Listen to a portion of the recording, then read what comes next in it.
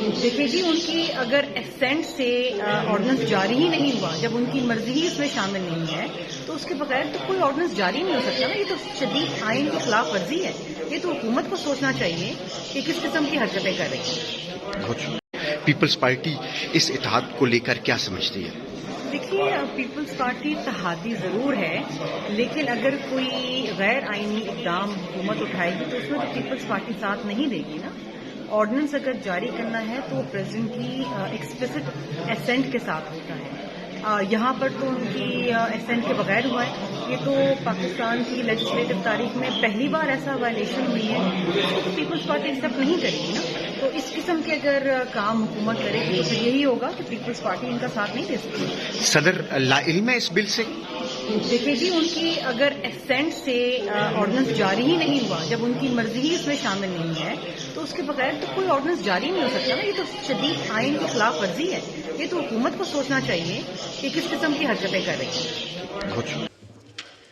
Sir, I rise to move for leave to introduce a bill further to amend the National Database and Registration Authority Ordinance 2000, the National Database and Registration Authority Amendment Bill 2025. Ji, Minister for Narcotics Control, do you oppose it? Minister for Narcotics Control, Minister for Parliamentary Affairs. Now I put the motion to the House. The question is that the leave to introduce a bill further to amend the National Database and Registration Authority Ordinance 2000, the National Database Registration Authority Amendment Bill 2020 be granted. All those in favor of it may say aye. All those against it may say no. I think ayes have it. Leave to introduce the bill is granted. Sharmila Sahaba to move item number 4.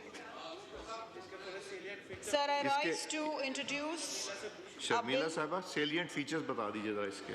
سر، اس میں جو issue ہے سر، یہ جو اس کے objects ہیں اس بل کے سر، یہ ہے کہ جو سینئر سٹیزنز ہیں 60 پلس ابو، ان کے جو این آئی سی ہیں وہ ایشو ہو جاتے ہیں، لیکن جب وہ ری ایشو کے لیے جاتے ہیں، رینیول کے لیے، تو نادرا ان کو ریجیکٹ کر دیتا ہے اور پھر ان سے وہ ایسے ڈاکیومنٹس ڈیمانڈ کرتا ہے جو ڈیکیڈز پرانے ہیں.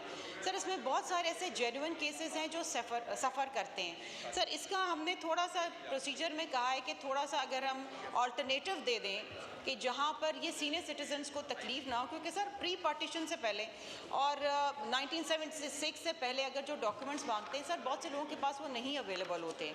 وہ مانگتے ہیں، ان کے بھی پیرنٹس کے این آئی سی مانگتے ہیں، ڈاکیومنٹس مانگتے ہیں which are not available sir. Move کیجیے item number 4. جی sir, I rise to move to introduce a bill further to amend the National Database and Registration Authority Ordinance 2000, the National Database and Registration Authority Amendment Bill 2025.